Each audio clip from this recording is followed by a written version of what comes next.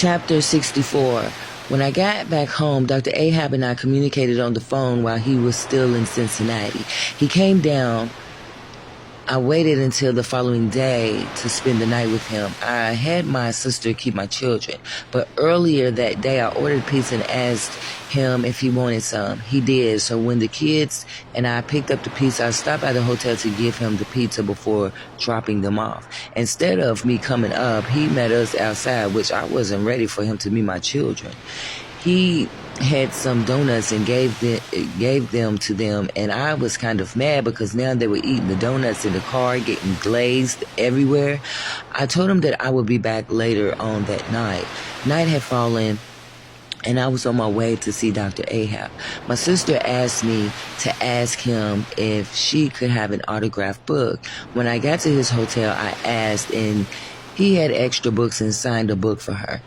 We continued to communicate while laying in the bed. Somehow we got on a conversation about his father, and this man's eyes started watering, lips shivering, basically crying about how his father treated him. His father wanted him to become a lawyer just like him, but Dr. Ahab wanted to become a psychologist. He just wanted his father to be proud of him, which he wasn't. As he was pouring out his hurt, I started holding him, patting his back. In my mind, I was thinking, he's a little whiny. This is our fourth day ever seeing each other, and here it is, he's already crying.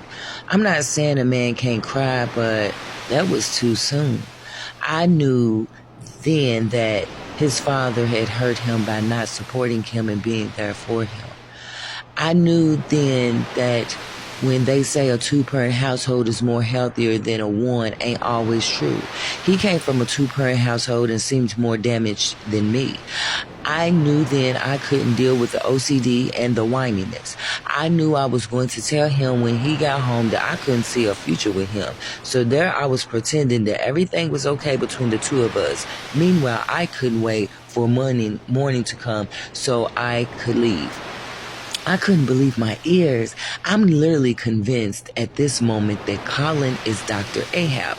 What are the odds of both psychologists being OCD and being hurt by their father?